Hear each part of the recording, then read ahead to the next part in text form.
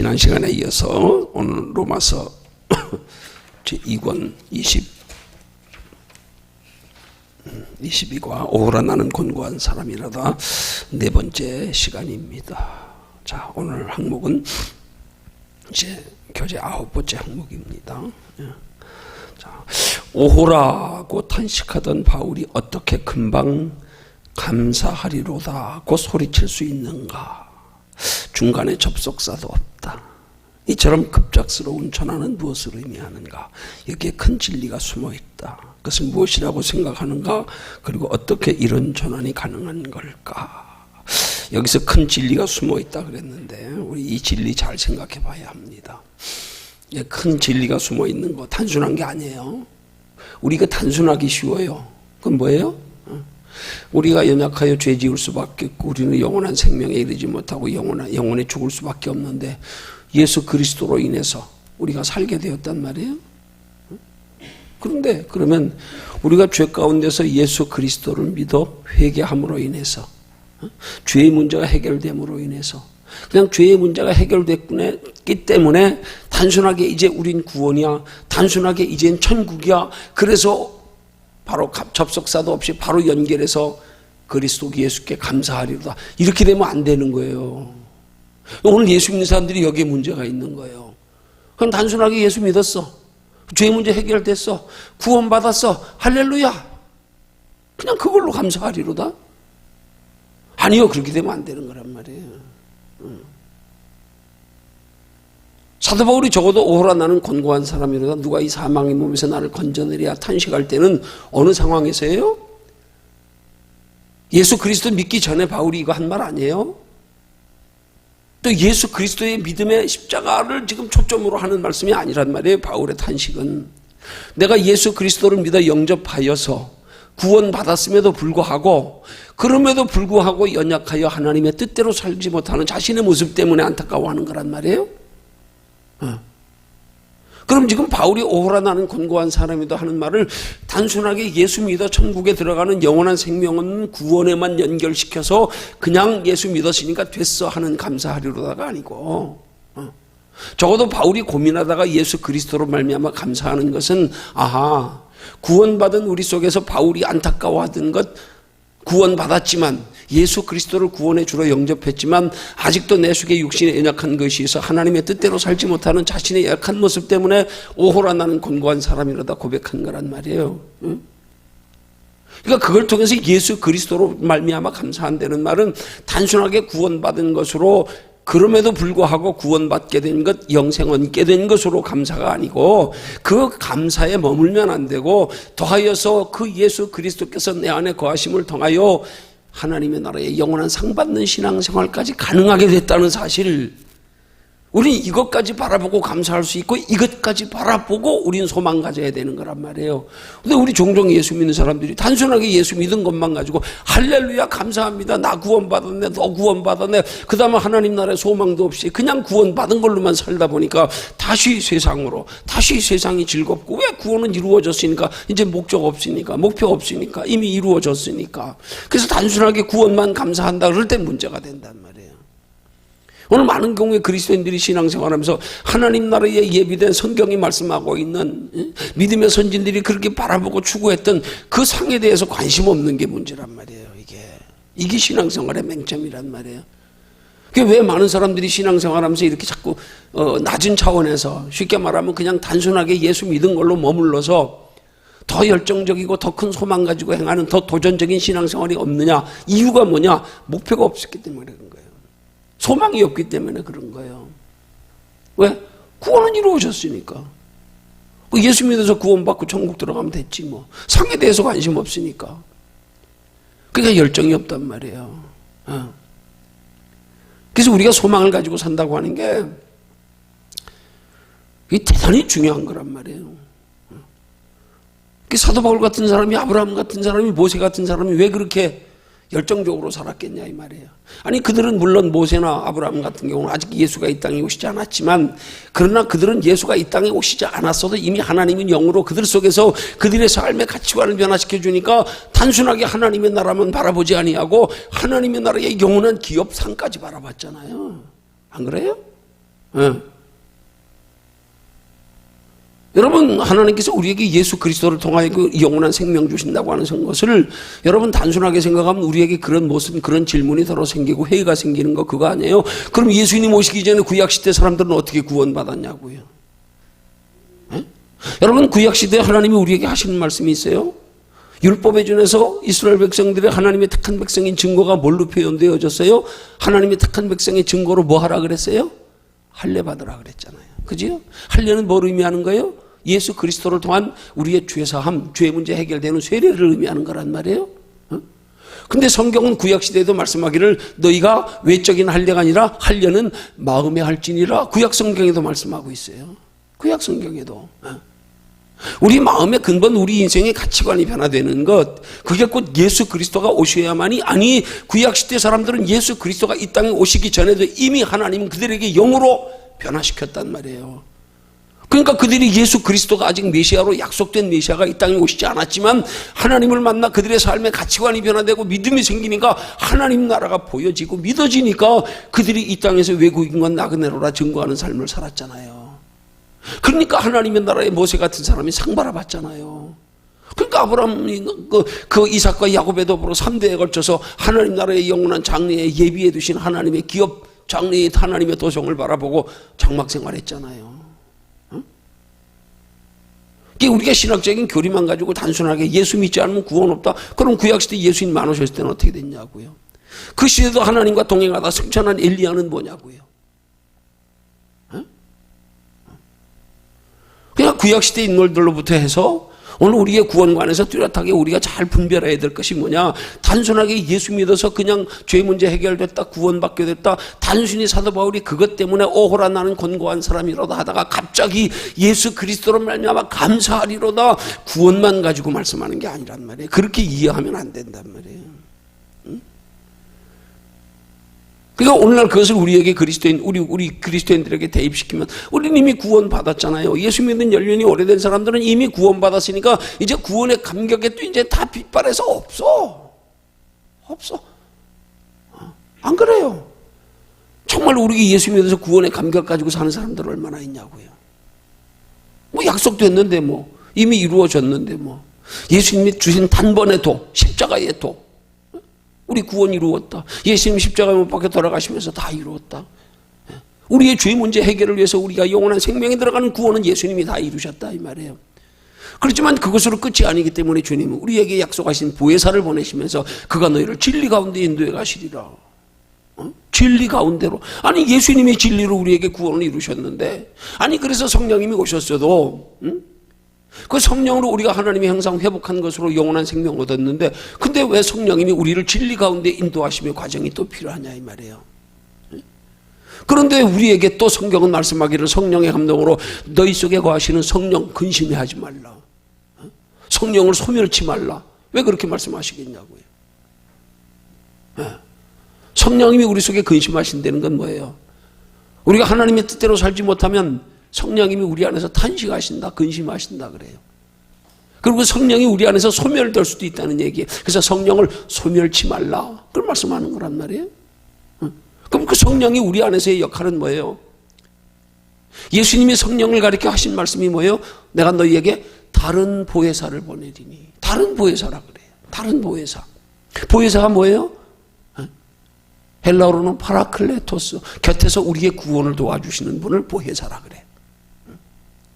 그 보혜사 하는 말의 의미가 한자어로 의미로 말하면 우리에게 은혜를 주시는데 예수님이 우리에게 주신 은혜와 또 다른 같은 구원을 위한 은혜지만 그 은혜를 주시는 분을 보혜사라 그런단 말이에요. 근데 주님은 가시면서 내가 다른 보혜사를 너희에게 보내리니 하면서 내가 가는 게 너희에게 유익이라 말씀하잖아요. 그럼 예수님이 보혜사라 이 말이에요. 우리 곁에서 우리의 구원을 도와주시러 오신 분. 그렇잖아요. 우리 그래서 육체로 죄 있는 육체의 모습으로 우리 죄 대신 대신하여 우리 곁에 오셨잖아요. 그래서 이루셨잖아요. 죄 문제 해결해 주셨잖아요. 근데 예수님이 다른 보혜사를 보내신다는 거예요. 그 다른 보혜사를 보내는 게 내가 가야 다른 보혜사가 온다 이 말이에요. 성령님이. 그리고 내가 가는 게 유익이래. 도대체 성령님이 뭐길래 예수님은 말로 인자를 거역하면 사하심을 얻으려니와 성령을 거역하는 자는 이 생과 내 생에도 사함이 없다? 그 성령이 뭐예요? 그게 부활하신 예수님의 본래 실체란 말입니다. 근데 그분을 왜 다시 보내시냐고요. 구원만 있다 그러면 예수 그리스도의 십자가로 구원이 이루어진 건데 굳이 다른 보혜사를 보내서 우리를 진리 가운데 인도해 가시고 그 진리가 우리를 자유케 하신다. 그 자유는 뭐냐고요. 그 자유는 뭐냐고요. 구원만으로 자유일까요? 아니요. 우리에게 예비된 영원한 하나님의 나라에 칭찬, 상급, 멸류관이 있기 때문에. 그러니까 예수님의 일련의 말씀들을 쭉 우리가 종합해서 그 결정적인 말씀들을 살펴볼 때마다 아하, 그래서 예수님이 우리에게 오직 너희를 위하여 하늘을 보물에 쌓아두라. 보물을 하늘에 쌓아두라. 그렇게 말씀하시는 거 아니야 이 말이에요. 그 하늘에 보물을 쌓을 수 있는 신앙생활이 되기 위해서 우리를 진리 가운데 우리로서는 쌓을 수가 없기 때문에 우리 의지로 행한 것 가지고는 하나님이 인정하시지 않기 때문에 보혜사 성령의 힘을 입어 도우심으로도 성령의 인도하심을 따라 사는 것으로 하나님의 나라의 보물을 쌓게 하시려는, 하나님 나라 상을 준비하며 살게 하시려는. 그러니까 바울이 오호라 나는 권고한 사람이로다 누가 이 사망의 몸에서 나를 건져내랴 탄식하다가 그냥 이어서 예수 그리스도를 말미암아 감사하는 것은 그 예수 그리스도의 구원의 진리, 그걸 바울이 확실히 깨달았기 때문에 하는 말이란 말이에요. 쉽게 말하면 단순히 구원받은 것으로 끝이 아니라 우리 삶에는 하나님 나라의 영원한 상이 있는 것까지, 그것이 무엇으로 가능해서요? 우리 안에 거하시는 그리스도로 말미암아 가능하기 때문에. 근데 이걸 단순하게 우리가 그냥 단순히 구원으로만 십자가로만 연결시키면 이게 문제가 되는 거란 말이에요. 오늘날 그리스도인들이 그래서 많이 그렇게 신앙생활에 그냥 형식의 종교의 껍데기만 남아있는 이유가 거기 있어. 목적이 없어, 목표가 없어, 기대가 없어. 왜? 다 이루어졌는데 뭐 이제 할렐루야 다 이루어졌는데 뭐 죽으면 천국인데 뭐 다 이루어졌어. 하나님의 나라는 상이 없으니까, 기대가 없으니까, 목표가 없으니까, 소망이 없으니까. 그래서 바울이 하는 말이 뭡니까? 예수 믿어 그걸 변화받고 나서도 내가 이제까지 한 일, 뒤에 있는 일 다 잊어버리고 다 잊어버렸다. 표대를 향하여 달려간다. 표대를 향하여. 그 표대가 뭐야? 부름의 상을 위하여. 부름의 상을 위하여. 예비된 게 있단 말입니다. 상이 있단 말입니다. 그 목표가 있기 때문에 뒤에 거 다 잊어버리고 달려간다는 거예요. 목표가 있기 때문에 나를 쳐서 복종케 한다는 거예요. 나를 쳐서 복종케 하는 게 구원의 기준입니까? 그럼 예수님 십자가는 뭐예요? 예수님이 그것 가지고 부족해서 우리가 우리를 쳐서 복종케 하고 우리가 마귀와 싸워 이겨야, 그래야 천국에 들어갑니까? 아니잖아요. 네. 그래서 우리가 사도 바울이 고백하는 예수 그리스도로 말미암아 우리가 감사하는 것은 단순하게 구원받게 된 것만의 감사가 아니라 하나님의 나라의 영원한 칭찬과 상급과 멸류관까지 받을 수 있는 길이 열렸음을 의미하는 것으로 우리는 이해하고 받아들여야 된다 이 말이에요. 응? 이게 진짜 큰 진리가 숨어 있는 거란 말이에요. 응? 우리가 단순하게 예수 그리스도로 죄사함만 받는 것 가지고 그냥 구원받는 것만 가지고 감사하다 보니까 이게 문제가 되는 거란 말이에요. 다음 단계 목표가 없어. 소망이 없어. 이미 구원이 이루어졌어. 약속됐어. 소망이 있을 때 우리는 하나님의 나라의 영원한 그 기대와 소망과 이 땅의 것들이 뭔가 대칭되어 비교될 만한 게 있을 때, 그래 이건 아무것도 아니야, 저기 영원한 거 있지. 이게 우리 신앙생활도 열심히 품고 더 적극적으로 그렇게 하게 하는 건데, 더 큰 것에 목표를 세워놓고 모세처럼 상주심을 바라봅니다. 장차 왕이 되실까지 내려놓고, 이게 없으니까 그냥 구원받았다?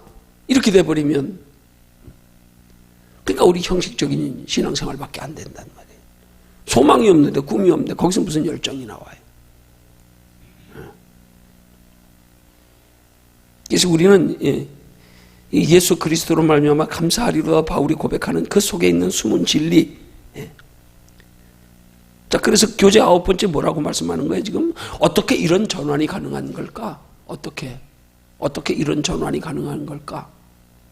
여러분 단순하게 생각하면 뭐 전환이 예수만 믿으면 되는 건데 무슨 뭐 전환이 가능할 게 뭐 있어요? 예수만 믿으면 되잖아요. 그냥 우리가 단순하게 우리의 신앙생활을 구원에만 초점을 맞춘다 그러면 그냥 예수 그리스도 십자가만 믿고 마음으로 믿고 입으로 시인해서 구원받으면 됐는데 무슨 뭐 여기에 무슨 뭐 복잡하게 그렇게 뭐 깊이 생각할 건 뭐 있어요? 어떻게 하면 이런 전환이 가능할까? 예수만 영접하면 이미 영접하여 끝났는데 뭘? 단번에 주신 도로 이미 예수 영접하여 끝났는데 뭘 굳이 그걸 어떻게 하면 이런 전환이 가능할까? 이거 우리가 이거 상고할 필요가 뭐 있어요? 이미 우린 구원 받았잖아요. 물론 남들에게 복음을 전하는 데는 이런 것들이 우리에게 필요하겠지만 우린 이미 밝히 아는 가장 신앙의 기본 아니에요? 십자가의 도는?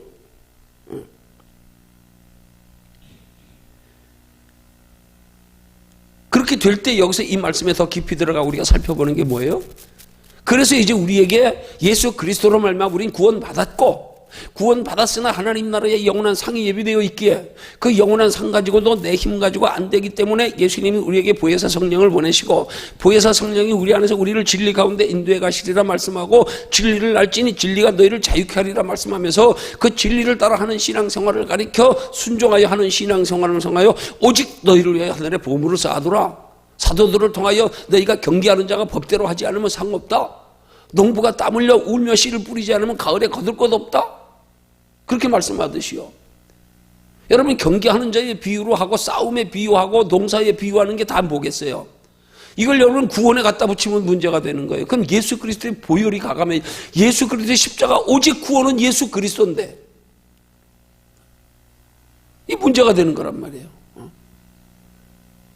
우리가 구원받기 위해서 농부처럼 그렇게 땀 흘려 농사 짓때 그렇게 땀 흘려 신앙생활 열심히 막 이렇게 해야 겨우 구원받나? 그럼 예수 그리스도 십자만 가지고 안 되는 얘기 아니에요. 실제로 예수님 당시에 초대교회 때 이런 논란이 많았단 말이에요. 율법으로 구원 얻는 줄 알았던 사람들이 사도들에 의해서 전도를 통하여 그들이 한 사람 두 사람씩 예수께로 돌아오는 역사가 일어나기 시작할 때 당시 유대인들 사이에 초대교회에서 문제들이 많았단 말이에요. 왜? 전에 지키던 구약의 율법 이거 이제 무시해도 되냐? 그러면 오직 예수만 믿으면 되냐? 그러면 하나님의 성경에 그랬던 율법은 안 지켜도 되느냐? 이것 때문에 논란이 많았어요. 그래서 사도들이 모여서 예루살렘 회의도 하고요. 그래서 결론 지은 것이 저들이 율법을 지키되 짐승의 피채 먹지 말고 목매어 죽인 걸 먹지 말고 뭐 우상에게 몇 가지 규정을 이렇게 정했단 말이에요. 우리가 단순하게 예수 그리스도를 믿는 구원의 기준을 예수 그리스도에다가 딱 맞춰놓으면 그럼 이제 여러 가지 문제가 생긴단 말이에요. 그 율법은 뭐냐 이 말이에요. 율법은 뭐냐고요. 그 율법은 하나님의 복음이 아니에요? 지금도 율법은 우리에게 복음이에요. 복음이에요. 그럼 율법에 우리에게 제시되는 복음이 뭐냐고요. 율법이 우리에게 지키라 명하시는 율법의 기준은 뭐냐고요. 그게 영원한 상이 돼야 되는 거란 말이에요. 지금 예수 믿는 사람들도 율법 무시하면 안 돼요. 율법도 하나님의 말씀이에요. 이걸 우리 승화시켜 지켜야 돼요. 예수님이 이 땅에 오신 건 율법을 폐하러 오셨다 그러지 않았어요? 갈라디아에서 율법을 오히려 완전케 하려 하심이라 그랬어요. 그 전에는 몰라서 이스라엘 백성들이 율법 가지고 구원 얻으려고 하니까 율법의 기능을 다 못한 거예요. 그들에게 있어서. 그런데 이제 율법의 기능을 우리가 똑바로 알고 나니까 율법의 기능을 우리는 제대로 활용하여 우리에게 유익되게 할 수 있는 것, 이게 율법을 완전케 하는 거란 말이에요. 그럼 율법은 뭐냐? 필요 없는 거냐? 아니요. 율법은 상 얻는데 필요한 거예요. 상 얻는데. 구원은 예수 그리스도로. 근데 저는 율법으로 구원 얻는 줄 알아가지고 예수 그리스도 부인하고 영접하지 않았잖아요. 그 예수 그리스도 영접했어요. 그럼 이제 율법 필요 없어요? 아니죠. 아니죠. 율법으로 구원 얻는 줄 알았던 그 구원이 예수 그리스도로 이루어지고, 그럼 율법이 폐하여지는 게 아니라 율법의 기능을 똑바로 알면 율법은 구원받은 우리들이 하나님의 나라에 영원한 상 받을 수 있는 신앙생활의 지침이구나, 안내서구나, 이걸 알아야 된단 말이에요. 아니면 예수 믿으면서 율법을 무시하고 소홀히 하고 그렇게 되는 거란 말이에요. 그래서 우리가 율법도 우리가 율법을 복음으로 하나님의 은혜 안에 성령의 인도하심 따라 그 하나님의 율법을 통하여 우리에게 나타내 보이시는 하나님의 뜻을 성령의 힘을 공급받아서 인도함을 따라 지키는 것이 될 때 율법이 재기능하는 거란 말이에요. 그게 율법이 완전케 되는 거란 말이에요. 그 예수님은 율법을 폐하러 오신 게 아니라 완전케 하러 오셨단 말이에요. 율법이 율법다운 기능할 수 있게. 율법에 명시된 그 여러 가지 163가지의 계명을 우리가 하나님의 성령의 인도하심을 따라 지키는 것이 구원이 아니고 하나님 나라의 상이 되게 하는 거. 이게 율법의 기능을 제대로 하게 하는 거란 말이에요. 그런 이런 율법과 복음의 차이를 예수 그리스도를 기준으로 똑바로 분별하여 알지 못하면 이 시대에 예수 믿어서 그냥 구원만 받은 것으로 신앙생활의 전부인 것으로 아는 사람들은 율법에 가면 문제가 생기는 거예요. 도대체 그럼 율법은 우리는 어떻게 해야 되냐? 지켜야 되냐 말아야 되냐? 그럼 구원받는데도 예수 그리스도 믿는 것만 가지고 부족해서 마치 초대교회 사도들의 예루살렘 회의 때처럼 유대 율법 지키다가 예수 영접한 사람들 어떻게 할 거냐? 그러니까 유대주의자들은 여전히 예수 그리스도를 믿어 영접하고도 율법도 지켜야 된다.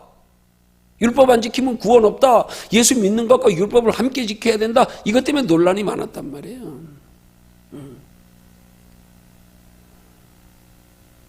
그러니까 우린 복음에 있어서 율법과 복음의 기능을 똑바로 알고 율법과 복음이 하나 되어서 이 복음 안에는 율법이 포함되어 있고 이 율법의 기능이 복음 안에 들어올 때 이 기능은 구원받는 기능이 아니고 전에도 그들이 오해했지만 이 율법은 하나님의 나라의 영원한 상 받는 기준이 되는 것. 구원은 예수 그리스도가 되고. 근데 구약시대 백성들은 율법만 알았지. 그걸로 구원받는 것만 알았지. 상 받는 건 생각 안 했단 말이에요. 이 땅에서 복 받는 거나 그냥 율법 지켜서 복 받는 거나. 근데 이제 복음이 예수 그리스도가 오니까 이게 바뀐 거예요. 율법으로 구원받던 그 자리에 구원은 예수 그리스도로. 그러면 율법은 필요 없냐? 아니라 율법의 기능은 이제는 하나님 나라 영원한 상 받는 거. 그래서 예수님은 그 율법을 폐하러 오신 게 아니라 완전케 하려 오셨다. 그렇게 말씀하는 거란 말이에요. 그런 의미에서 우리가 이 말씀을 오호라 탄식하던 바울이 어떻게 금방 감사하리로다 소리칠 수 있는가? 여기에 단순하게 그냥 예수만 믿어서 구원받는 것 그것만 가지고 감사하리로다 그렇게 생각하면 오산이란 말이에요. 그것 때문에 오늘날 그리스도인들의 신앙생활에 이 문제가 되는 거예요. 형식이 껍데기만 남아가지고 소망도 없이 목표도 없으니까 열심히 굶고 신앙생활 필요도 못 느끼는 거예요. 그러니까 흔히 하는 말로 야 너무 깊이 들어가지 마 골치 아파 그냥 적당히 믿어 뭐 예수 믿어 구원 받았는데 뭘. 오늘날 그러다 보니까 문제점이 뭐예요? 사도신경에도 문제가 있잖아요. 사도신경에도요. 왜 그렇게 삼위일체 하나님을 고백하는 게 사도신경인데 하나님에 대해서는 그렇게 존재와 사역을 구체적으로 고백하면서 일일이 나열하면서 예수 그리스도의 존재와 사역에 대해서 구체적으로 나열하며 고백하면서 왜 성령에 들어가서는 성령을 믿사오며 끝 이렇게 되냐 이 말이에요. 오히려 정말로 역으로 우리가 똑바로 우리 생각해서 보면 그냥 예수 그리스도 단순하게 예수 그리스도를 십자가 믿사오며 하고 끝나도 돼요. 예수 그리스도는 언제든지 자복하고 회개하면 되니까 예수 그리스도 십자가 앞에서. 그래서 성령은 아니란 말이에요. 성령은 믿사오며 끝날 게 아니에요. 왜? 성령은 우리를 진리로 인도해 가시는 분이기 때문에 따라가야 되지. 근데 사도신경은 간단하게 성령은 그냥 믿사오며 하고 끝. 더 이상 성령이 우리를 어떻게 이끌어 가시며 성령의 사역에 대해서는 전혀 고백 안 하잖아요. 이게 오늘날 그리스도인들의 맹점이란 말이에요. 많은 경우에. 그래서 그런 차원에서 우리가 이 말씀에 사도 바울의 이런 오호라 나는 곤고한 사람이다 탄식하다가 예수 그리스도 감사하는 걸 단순하게 그냥 죄의 멸망에서 지옥에서 천국으로 딱 그걸로 압축시켜버리면 이게 문제가 된다 이 말이에요. 그래서 여기서 우리가 감사할 수 있는 것은 정말 감사해야 될 것은 이제 그렇게 우리가 하나님 나라에 상 받는 것조차도 내 힘으로 되는 것이 아니라 오직 내 안에 거하시는 그리스도의 진리 가운데 인도하심을 따라갈 때 이루어질 수 있는 것. 하나님 나라의 상을 내 힘으로 이루고 구원을 내 힘으로 이루는 게 아니다.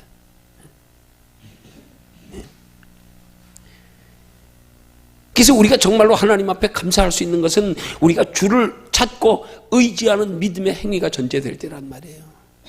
길이 열려 있다면 우리에게 이제 길이 열려 있다. 예수 그리스도 구원받은 우리 속에 그럼에도 불구하고 연약하여 하나님의 뜻대로 살지 못하는 우리 속에 예수 그리스도로 말미암아 이제 하나님의 뜻대로 살아갈 수 있는 길이 열렸다 이 말이지요.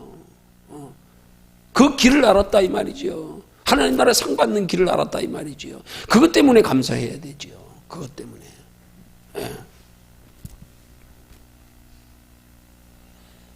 그래서 여러분 회개라고 하는 게 그런 거예요. 회는 뭐예요? 우리가 뉘우친다는 뜻이잖아요. 죄를 고백하고 시인한다는 뜻이에요. 회개할 때 회는 누가 해야 돼요? 그건 내가 해야 돼요. 내가 내 입술로 고백하고 마음으로 믿어 인정해야 돼. 내 죄를 고백하면서 날마다 연약하여 짓는 것도. 그렇지만 걔는 누가 해야 되냔 말이에요. 걔도 내가 하는 게 아니에요. 걔는 돌이키는 거거든요.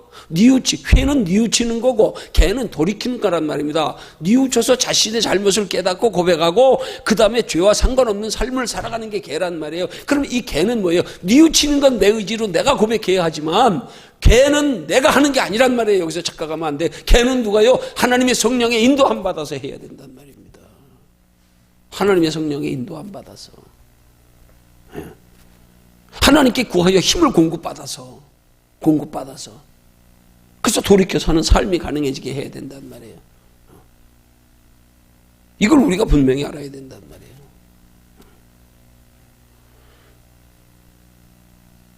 그러기 위해서 우리에게 중요한 건 주를 찾고 의지하는 우리의 신앙생활, 이게 중요한 거예요. 하나님이 우리에게 요구하시는 우리의 의지, 우리의 의지로서 행하는 신앙생활, 그 의지를 어디에 사용하느냐, 이게 중요한 거란 말이에요.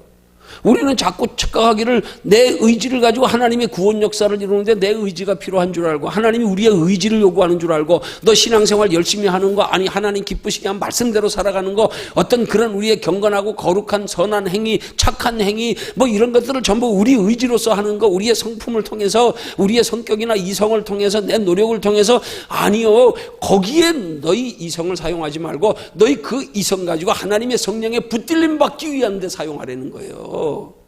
우리 힘과 의지를 성령에 붙들림 받게 해라. 우리는 성령님이 나를 이끌어 가실 수 있는 단계에 들어가기 위한 그 우리의 의지의 노력이 필요한 거란 말이에요. 그걸 구약성경은 단순하게 말하는 하나님을 가까이 해라. 하나님을 가까이 해라. 그리하면 내가 너희를 가까이 하시리라. 하나님, 야고보서에도 말 하나님을 가까이 해라. 하나님이 우리에게 거룩한 삶을 요구하시는 게 아니라니까요. 거룩한 삶이 가능하도록 거룩한 삶으로 인도해 가시는 하나님을 가까이 하라 이 말이에요. 그래서 하나님이 거룩한 삶을 살아가는 것이 가능하게끔 하나님이 이끌어 가시게 해라. 그러니까 하나님이 우리를 거룩한 삶이 가능하도록 진리가 너희를 자유케 하리라. 너희를 진리 가운데 인도해 가시는 거기에 붙들리기를 힘쓰라 이 말입니다. 그러니까 하나님이 우리 의지로서 요구하는 건 어린아이가 부모 의지하듯 하나님을 가까이 하는 행위 이것만 요구하는 거예요. 그래서 거기서 나머지 하나님의 말씀 안에 나타나 있는 모든 하나님의 자녀다운 믿음의 거룩한 성품과 행위들은 선한 행실들은 다 성령의 공급하시는 힘으로 말미암아 되게 그러지 않으면 여전히 내 의지 가지고 하나님의 뜻을 이루는 것밖에 안 된단 말이에요.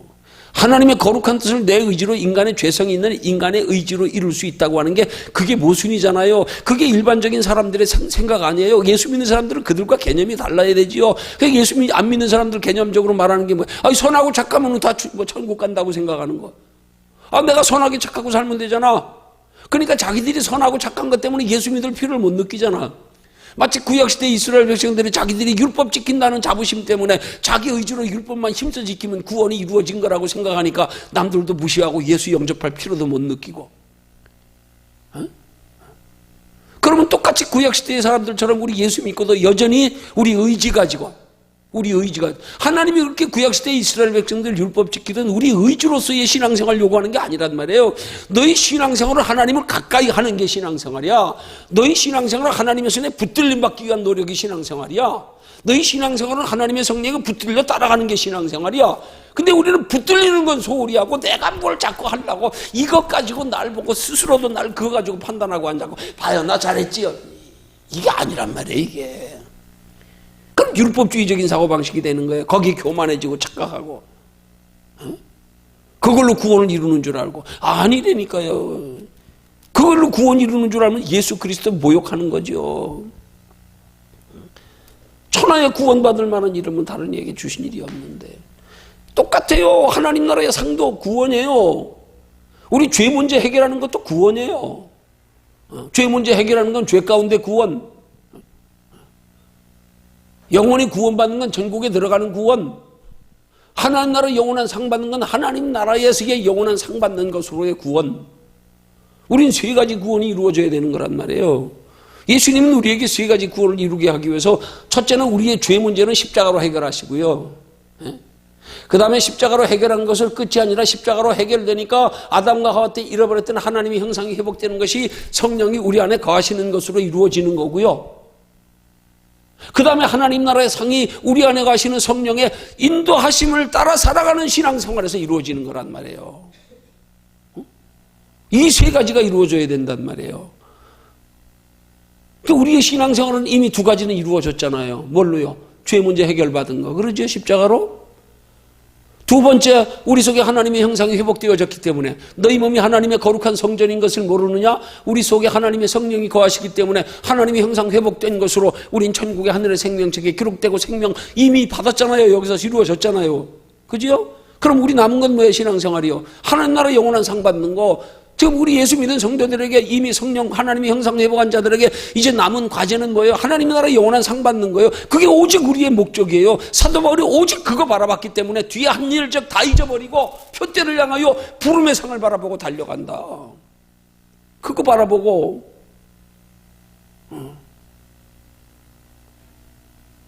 성령의 이끌림 받는 게 우리 신앙생활이란 말이에요.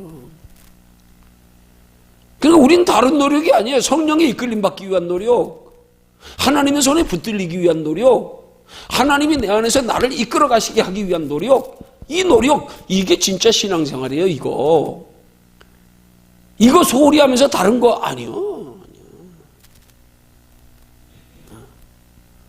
근데 많은 경우에 그리스도인들이 이게 문제가 되는 거란 말이에요. 내가 뭘 하는 걸로, 때로는 내가 못하는 것 때문에 전부 여기에 잣대가 돼가지고 못하면 부끄럽고 창피하고 두렵고 잘하면 교만하고 착각하고 비교하고 판단하고 전부 이 자체가 지금 잘못된 거란 말이에요. 개념이 잘못된 거란 말이에요. 그래서 우리의 신앙생활의 원리가 하나님 나라의 영원한 상 받기 위해서 그 영원한 상 받는 데 필요한 것은 내 힘과 내 의지로가 아니라 나는 성령에 붙들려 성령이 공급하시는 힘으로 무슨 일을 행하든지 베드로 사도를 통하여 말씀하는 것처럼 하나님의 공급하시는 힘을 받은 자답게 해라. 우리 성경은 공급하시는 힘으로 하는 것 같이 하라 그렇게 번역이 됐지만 원문의 의미대로 그대로 상세히 제대로 번역하면 그 하나님의 힘을 공급받은 자답게 이미 공급받은 것이 전제되어진 표현이란 말이에요. 무슨 일을 하든지 하나님의 힘을 공급받은 자답게 하라. 하나님의 힘을 공급받아서 그게 신앙생활이란 말이에요. 그래서 우리가 그렇게 하지 아니하고 내 의지로 하는 신앙생활은 마치 다리에 햇빛을 받지도 않고 지가 태양의 빛을 받지도 않고 빛 비추려고 하는 거하고 똑같은 거란 말이에요. 다른 태양의 빛을 받는 만큼 태양의 빛을 받는 각도에 따라서 빛이 달라지는 거 아니에요. 그죠? 그래서 우리가 달 모양이 어때요? 한참 밝을 땐 보름달 동그랬다가 점점점 초생달로 없어졌다가 그죠? 빛을 받는 각도만 빛을 받는 만큼이란 말이에요. 우리 똑같아요. 그 신앙생활을 자꾸 내 의지로 하려고 하는 건 이건 마치 달이 지금 태양의 빛을 받지 않고 빛 비추려고 하고 똑같으니까요. 빛을 받는 만큼 빛을 비추는 거예요. 빛을 받는 만큼 태양으로부터. 그러니까 우리는 뭘 힘써야 돼요? 하나님께로부터 태양으로 비유로 태양으로 빛을 받기 위해서 힘써야 되는 거란 말이에요. 그럼 자연히 결과가 비춰지게 돼 있는 거예요. 그래서 예수님은 빛과 소금의 비유를 통하여 말씀하는 게 뭐예요? 우리를 세상에 빛이 되라 소금이 되라 말씀하시지 않았어요? 이미 빛이야, 이미 소금이야. 이미 빛된 존재란 말이에요. 그렇지만 보세요. 빛이만 소금이지만 소금이 길가에 버려지면 무슨 소용이 있냐는 거지요. 이게 뿌려져서 녹아져야지요. 우린 소금이라니까 소금. 이미 소금이야. 우린 이미 하나님의 형상 회복된 자야. 그렇지만 하나님의 형상 회복됐어도 하나님의 성령이 이끌림 받지 않고는 바른 행실이 불가능하단 말이에요. 왜? 하나님이 그런 행실은 인정 안 하기 때문에. 내 의지로 하는 행위는 인정 안 하기 때문에 내 의지는 오직 하나님을 가까이 하기 위한 노력. 그래서 우린 거기에 초점을 맞춰야 된단 말이에요. 신앙생활에. 거기에. 그러니까 우리 속에서 하나님을 가까이 하기 위한 노력의 필요성도 모르고 소중함도 모르고 채로 겉으로 행위만 가지고 때우려고 그것 가지고 내가 나를 스스로 판단하고 자위하고 그래도 내가 열심히 하잖아. 아니요. 소용없어. 그래서 그런 것을 영적으로 하나님 표현하는 말씀이 뭐예요? 하나님은 외모를 보시는 게 아니라 중심을 보신다. 그렇게 말씀하는 거 아니에요. 내 중심에서 하나님 사랑하는 마음도 없으면서 내 중심에서 성령의 이끌림 받기 위한 노력의 필요성도 모르면서 그것도 안 하면서 그냥 내 의지로 행하는 것 가지고 때우려고, 그것 가지고 자위하고, 그걸로 만족하고, 그걸로 판단하고, 그래도 뭐 기도 안 하고 열심히, 기도 안 하면, 열심히만 하면 되죠. 아니에요. 틀려요. 틀려. 열심히만 한다고 됩니까? 아니요. 열심의 동기가 뭐냐 이 말이지, 열심의 근거가 뭐냐 이 말이지. 예. 너 열심 내는 건 누가 지금 그 열심이 어디서 나오는 열심이냐? 하나님 그걸 보는 거란 말이에요. 내 속에서 하나님의 성령이 힘을 공급하시고 끌어가심으로 나타나는 열심이냐, 내 의지로 율법주의적인 그런 내 의지와 성품으로 나타내는 열심이냐, 이게 하늘과 땅 차이란 말이에요. 그래서 그냥 내 의지로 쓰기에 내 속에 하나님을 사랑하며 영원 소중히 여길 맘 없이 소망도 하나님께 두는 것 없고 내 속에 성령의 이끌림 없이 내 의지로 성품으로 열심히 하는 거, 이걸 하나님은 외식이라 그러는 거예요. 이거를 행위만 있지 경건의 모양만 있는 거예요. 그걸 뭐라 그래요? 경건의 모양은 있으나 경건의 능력이 없다고. 능력은 우리 속에 나타나는 하나님의 성령이 나를 끌어가시며 나타나는 힘, 그걸 영적인 힘, 성령이 나를 끌어가는 힘, 이게 능력이란 말이에요. 그 사도 바울은 초대교회 성도들에게 책망하면서 내가 너희의 경건의 행위를 보니까 내 능력을 보겠다. 내가 속에서 하나님이 너를 얼마나 붙들고 있냐, 너 얼마나 하나님의 성령에 사로잡혀서 그 마음의 성령에 이끌려져 가고 있냐, 성령에 다스림 받고 있냐, 이거 없이 뭐 겉으로 행위만 가지고 자꾸 때우려고 뭐 이러고, 아니야, 이게 아니야, 착각하면 안 돼요. 그럼 율법주의 되는 거야. 그 성경은 철저히 그 사도 바울이 그 원리를 깨달았기 때문에 하는 말이 뭐예요? 나는 날마다 죽노라. 뭐가 죽어요? 자기 생각, 자기 의지, 자기 의. 내가 뭘 하려고 그러는 거, 내가 뭘 나타내 보이려고 그러는 거, 내가 하는 걸로 하나님 영광 돌리려고. 아니요, 다 하나님이 하신 겁니다. 그렇게 하는 사람은 자랑할 것도 없어. 하나님이 하신 건데 뭘. 또 그렇게 하는 사람은요, 못해도 부끄러움이 없어. 그게 내 모습인데 뭐. 내 모습인데 뭐. 그렇지만 심각하게 여겨야지. 왜요? 상이 없는데 그러면? 우리가 하나님의 뜻대로 살지 못하는 걸 뭐처럼 여기라고요? 질병처럼 여겨라. 우리 질병 부끄러워하지 않아요? 병은 자랑해야 빨리 낫는다고. 질병이 부끄러운 게, 그렇지만 심각한 거 아니에요. 왜? 내게 당장 나를 괴롭게 하니까, 고통스럽게 하니까. 내 삶을 행복하게 하는데 건강하지 못한 것만큼 큰 지장이 어디 있어요? 그게 두려워해야 된단 말이에요. 심각하게 여겨야 된단 말이에요. 부끄러워는 하지 말란 말이에요. 그렇지만 심각하게 여겨야 돼요. 심각하게. 마찬가지요. 우리가 하나님의 자녀답게 살지 못하는 건 뭘 심각하게 여겨야 되느냐? 하나님의 자녀답게 살지 못하는 그 행위를 심각하게 여기지 말고 하나님의 자녀답게 살아갈 수 있는 힘을 공급받아야 할, 그 힘을 주시는 성령의 이끌림 받지 못하는, 성령의 이끌림 받기 위해서 노력하지 못하는 내 모습, 이걸 심각하게 여겨야 된단 말이에요. 이걸. 이게 중요한 영적인 원리란 말이에요. 내 의지로 행하는 것과 하나님이 내 안에서 행하시는 것은 완전히 달라요. 그게 다르게 분명하게 우리는 구분해야 돼요. 내가 하는 것과 하나님이 행하시는 것. 그래서 언제라도 하나님 앞에 내가 하는 건 죽여야 돼. 내가 하는 건. 쓸데없이 내가 하려고 그러지 마. 하나님이 하시게. 그러니까 우리는 그 힘을 어디다 쏟아야 돼요? 하나님께 쏟아야 된단 말입니다. 하나님이 하시게. 하나님이. 그 예수 믿는 사람들은 신앙생활의 축복의 원리도 마찬가지란 말이에요.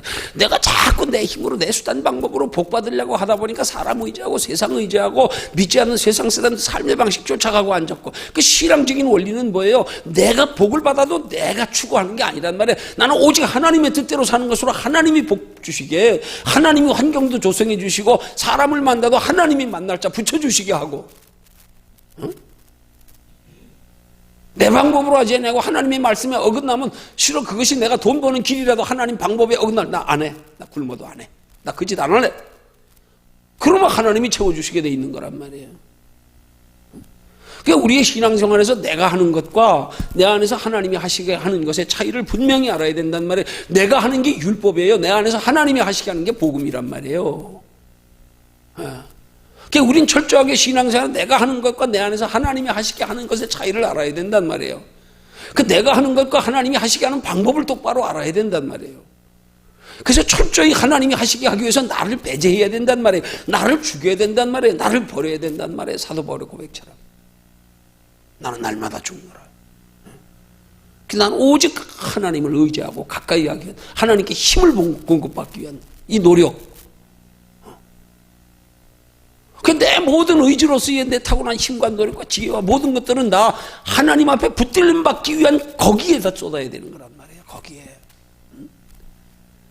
그게 마치 예를 들면 경운기를 표현하면 그것과 똑같은 거예요. 옛날 경운기는 그냥 막 시동을 내가 얼마나 힘들었는지 몰라요. 난 거 잘 안 되더라고. 아무리 봐도 매형 인삼반 놓아줄 때도 해보니까 잘 안 되고. 시동 걸기까지는 얼마나 힘든지 몰라. 근데 시동만 걸렸다 하면 그 다음부터는 그냥 자체로 그냥 가잖아요. 그냥.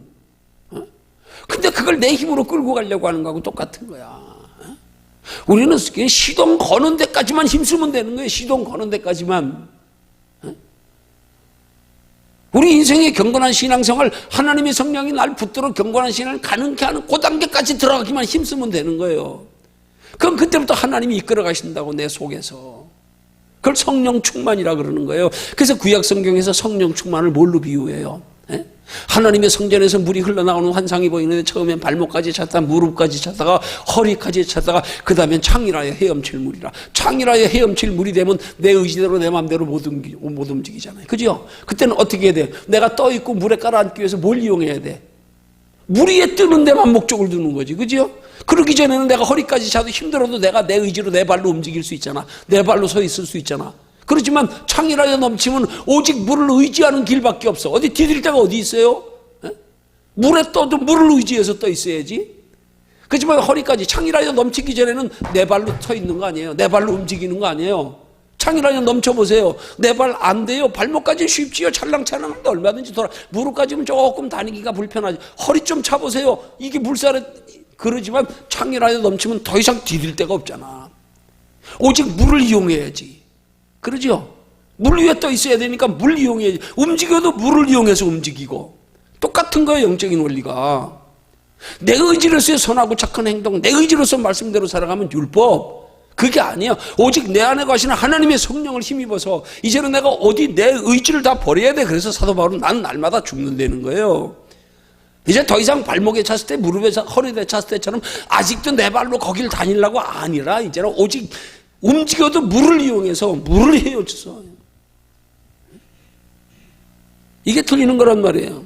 이게 영적 신앙생활이란 말이에요. 바울이 적어도 이런 면에서 지금 오호라 나는 권고한 사람이다 하는 말씀은 단순한 구원만을 얘기하는 게 아니라 그렇게 구원받은 우리 속에서 하나님의 성령에 이끌림 받고 인도함을 받아서 하나님의 나라의 영원한 칭찬과 상급과 면류관 받을 수 있는 신앙생활까지를 바라보고 감사하다 그러는 거예요. 그래서 그런 신앙생활의 고백을 사도 바울이 뭐라고 고백해요? 내게 능력 주시는 자 안에서 내가 모든 것을 할 수 있느니라. 그 말은 다른 말로 표현하면 뭐예요? 주님이 내게 능력 주시지 아니하면 나는 아무것도 할 수 없다, 이 말인 거예요. 이걸 우리 고백할 수 있어야 된다는 말입니다. 주님이 능력 주시지 않으면 나는 아무것도 할 수 없다. 아무것도 할 수 없다. 이걸 고백할 수 있어야 된다는 말이에요. 그래서 그렇게 하는 신앙생활을 뭐라 그래요? 그걸 크리스찬이라 그러잖아요. 그리스도 안에서 나는 없다. 근데 아직도 신앙생활을 내가 살아서 내 힘으로 하려고 그러니까. 이 원리를 우리가 바로 알고 어떻게 오호라 하고 탄식하던 바울이 금방 감사하리로다 하고 소리칠 수 있었는 거예요. 바울이 깨달아진 그 깊은 진리, 거기에 여기에 큰 진리가 숨어 있다. 그걸 뭐라고 생각하는가? 어떻게 이런 전환이 가능한 걸까? 내 속에 하나님의 성령의 인도하심을 따라가기를 힘쓰는 신앙생활이 되면 그거라 이 말이에요. 여기에 힘을 쏟아야 되는 거예요. 여기에. 이건 타협의 여지가 없어요. 이건 나를 쳐서 복종케 하면서라도 이건 여기에 힘을 써야 된단 말이에요.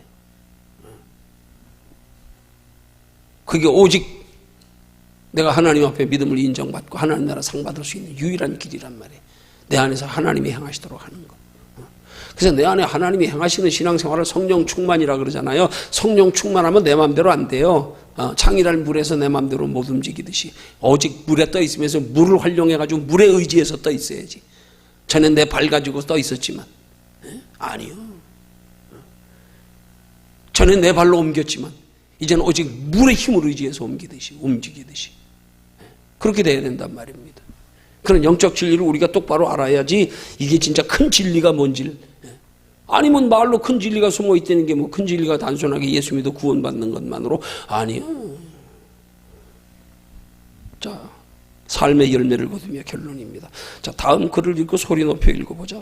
그리고 찬송가 182장으로 주님을 찬송하자 그랬어요. 182장 찬송이 구주의 십자가 보혈로 죄 쓰심 받기를 원하네. 그러니까 지금 찬송가에서 구주의 십자가 보혈로 여러분 죄 씻음 받는 것만 가지고 우리 지금 성령에 대해서 깊이 있게 다루는 어떤 그런 것들이 많지 않아요. 자꾸 예수 그리스도의 십자가 그러다 보니까 사람들이 십자가가 끝이 돼버려. 이게 문제라. 십자가가 끝. 잘못하면 그냥 십자가 고백하면 끝. 죄사함 받으면 끝. 그럼 죄사함 받은 다음에 그 다음에 열심히 있는 신앙생활이 있어야지. 날마다 와가지고 뭐 일주일만 한 번씩 와가지고 알고 지은지 모르고 지은지 날마다 회개만 하다 가면 뭐예요 도대체? 회개만 하면 뭐 하냐고요? 아니 구원만 있으면 그냥 회개만 해도 될 수 있어. 그럼 언제 상 받는 신앙생활 하냐고요? 그 상 받는 신앙생활은 하나님의 성령의 이끌림 맡기를 힘쓰는 신앙생활이 돼야 된다는 말입니다. 자, 밑에 열매를 거두며 하는 말이 하나님의 자녀는 죄 때문에 고통받고 괴로워하다가도 금방 일어나서 예수 그리스도를 바라보아야 한다. 예. 여러분 죄 때문에 고통받다가도 금방 바라봐야 될 예수가 누구냐고요. 오늘 우리에게 적용하면 그 예수가 누구냐고요. 십자가 예수가 아니고요. 십자가 예수는 단번에 우리의 구원을 이루신 분이고 우리 안에 거하시는 예수, 부활하신 예수, 우리 안에 거하시는 성령님을 바라봐야지. 우리 안에 거하시는 성령님. 예수님은 2000년에 단번에 우리 죄를 십자가를 원죄의 문제 깨끗이 도말해 주고 해결해 주셨는데 아직도 십자가만 보고 있습니까? 그건 우리가 연약하여 죄 지을 때 물론 십자가로 고백하여 우리 연약하면 죄 사함 받기 위해서는 십자가 보혈의 공로가 필요하지만 그러나 하나님의 자녀답게 하나님의 뜻대로 사는 것은 죄는 십자가 피로 보혈로 해결되지만 하나님 나라에 상 받는 것은 내 안에서 친히 나를 이끌어 가시는 걸 따라가는 것으로 되는 거란 말이에요. 상은 피로 되는 게 아니에요. 피는 생명을 말하는 거예요. 그 생명의 이끌림을 받아야지. 생명신 예수님이 우리 안에 거하시는데 그 우리 안에 거하시는 예수님의 인도하심을 따라가야 되는 거지요. 그건 단순하게 십자가의 예수만 바라보는 것으로 끝나면 안 된단 말이에요. 그 예수가 지금 오늘 우리에게는 어떤 예수냐? 우리 안에 거하시는 예수, 성령 예수, 우리를 진리 가운데 인도해 가시는 예수, 그 예수 바라봐야지요. 그 예수. 그럼 그 예수를 바라본다는 게 뭐예요? 예수는 단순하게 십자가를 바라보면 되지만 고백하면 되지만 우리 안에 거하시는 성령이면 그냥 바라보고 고백하는 걸로 되는 게 아니에요. 이건 따라가기를 힘써야 되는 거예요. 이거는 그걸 예수 십자가처럼 바라보고만 있으면 됩니까? 그분은 우리를 진리 가운데 인도해 가시는 분인데 따라가지 않으면 근심하시는 분인데 따라가지 않으면 소멸될 수 있는데 바라본다는 의미가 단순하게 그냥 마음으로 믿고 입으로 시인하는 십자가 개념으로 바라보는 게 아니란 말이에요. 죄는 그걸로 돼요. 예수님 보혈의 피로 다 돼요. 그렇지만 하나님의 자녀답게 살아가는 신앙생활은 피로 되는 게 아니란 말이에요. 피로 되는 게 아니란 말이에요. 이건 우리 안에 거하시는 부활하신 예수 그리스도 성령의 이끌림 받아 따라가야 되는 거죠. 그래서 우리는 기뻐하며 할렐루야를 외치게 하는 게 단순히 구원 가지고 기뻐하며 할렐루야 외치는 게 아니라 성령님을 따라가는 가운데서 기뻐하며 할렐루야 외칠 수 있어야 된다는 말입니다. 왜? 성령의 인도하심을 따라가는 신앙생활에서 할렐루야가 나오고 기쁨이 느껴지고 경험되어져야지. 이게 성령의 인도하심을 따라가는 게 돼서 그래서 외쳐야지. 내 안에 기쁨이 있고 평안이 있고 할렐루야 이래야 되는 거지. 그냥 십자가만 바라보고 아직도 주님이 내 속에서 과연 함께 하시면 내게 힘 주시고 평안 주시고 능력 주시고 지혜 주시고 이래서 따라가며 할렐루야 해야 되지. 바라고 보는 것만 가지고 할렐루야 합니까? 강 건너 불 보듯? 아니요. 십자가는 그렇게 하면 돼요. 그건 내 힘으로 안 되는 거기 때문에 그건 하나님의 일방적인 은혜고 선택이기 때문에 그렇지만 상 받는 건 내 노력만큼이란 말입니다. 농부가 땀 흘려 수고하는 만큼 경기하는 자가 법대로 하듯 그렇게 해야 되는 만큼이란 말이에요. 노력하는 만큼이란 말이에요. 어떤 노력? 하나님께 붙들리기 위한 노력. 하나님의 성령의 이끌림 받기 위한 노력. 그래서 성령의 이끌림 받을 때 나오는 기쁨, 성령의 이끌림 받을 때 나오는 경험, 이 성령의 이끌림 받을 때 나오는 힘과 지혜, 이걸로 할렐루야 해야지. 이걸로 다른 걸로 할렐루야가 아니고.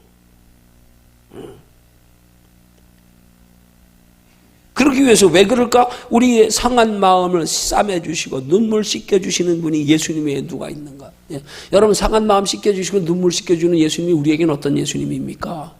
어떤 예수님이냐고요? 우리 안에 거하시는 성령님, 부활하신 예수님. 그분이 상한 마음 싸매주시고 우리 예? 눈물 씻겨주시는 거 아니에요? 그 안에 은혜가 있을 때 기쁨이 있고 평안이 있고요. 예? 성령의 은혜 안에 있을 때요. 예? 십자가가 우리 눈물 씻겨줍니까? 예? 십자가가 우리 위로합니까? 그건 죄 용서, 예? 구원. 우리 눈물 씻겨주시고 우리를 위로하시는 분은 십자가 붙들고 따라가는 신앙생활, 십자가 지신 예수님이 우리 안에 거하시기에 우리 안에 거하시는 성령이 따라가는 신앙생활을 통해서 될 때 하나님이 눈물 씻어주시는 게 진짜지.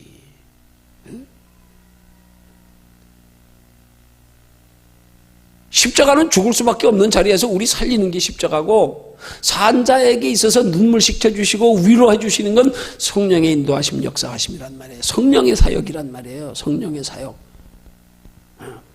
그것까지 그냥 전부 막연하게 그냥 단순하게 십자가에다 갖다 대놓고 무조건 십자가.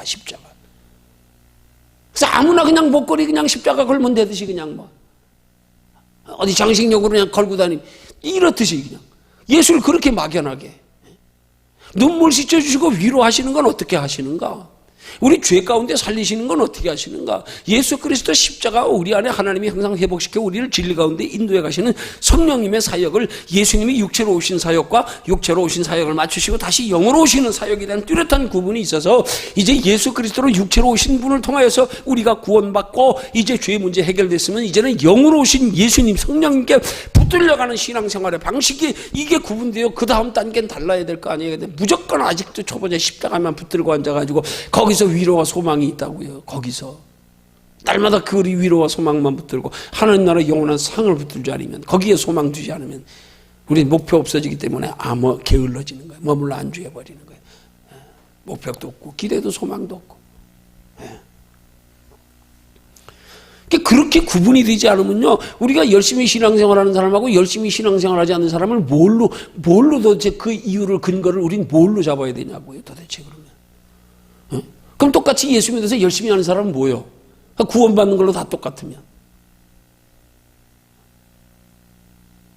이게 아니잖아요, 이게.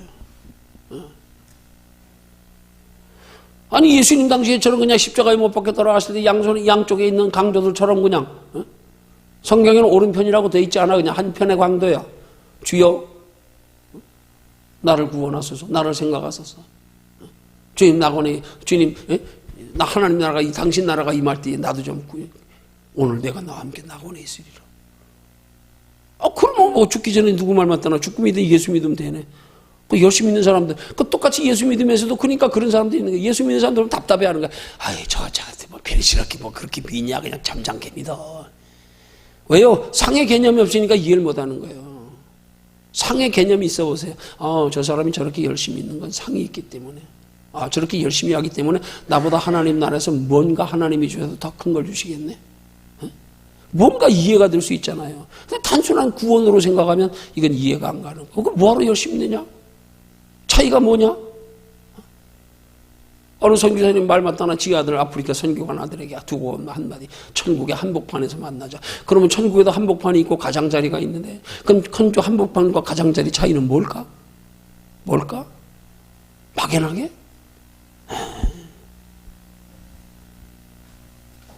자, 우리의 연약과 33면에 우리의 연약과 허물을 용서하시고 하나님 앞에 떳떳이 들어가도록 문을 활짝 열어주시는 분이 예수가 있는가? 예? 우리의 연약과 허물을 용서하시는 것만으로 그치시면 안 돼요.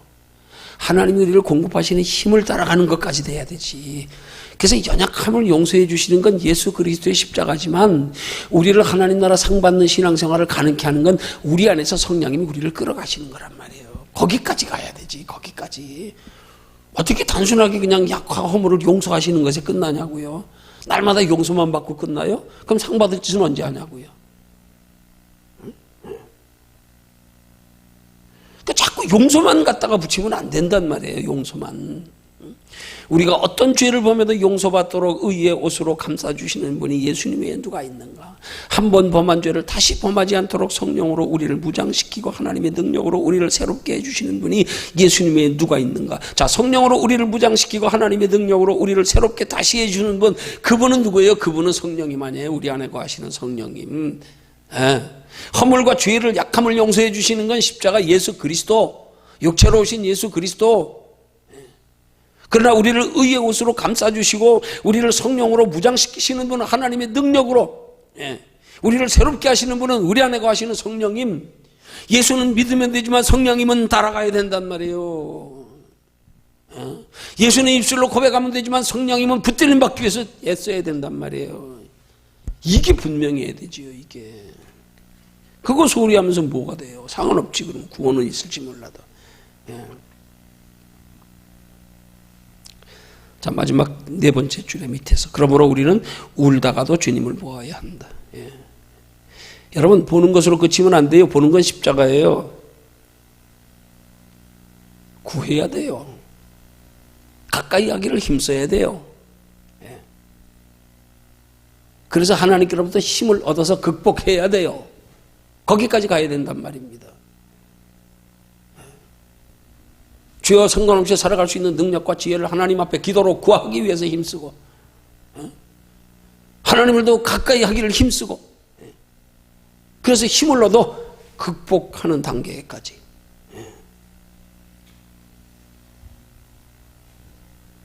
단순하게 그냥 고백하는 걸로 끝나지 말고. 그래서 여기 그 다음 말씀이 뭐예요? 재빨리 십자가의 주님, 부활의 주님을 바라보아야 한다. 어디 있어요? 지금 십자가의 주님, 부활의 주님 어디 계시냐고요? 어디 계시냐고요? 우리 안에 계시잖아요.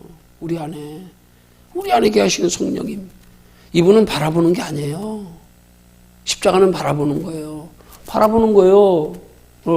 우리를 위해 십자가 못 박에 돌아가신 예수님 기억하고 바라보는 거예요. 그러나 성령님은 바라보는 게 아니에요. 가까이 하는 거예요. 의지하는 거예요. 구하는 거예요. 붙들려 따라가는 거예요. 근데 바라보고만 있어. 늘 남들 다 바라보고만 있어. 의지하고 따라가고 구하는 건 소홀히해. 이게 문제란 말이에요.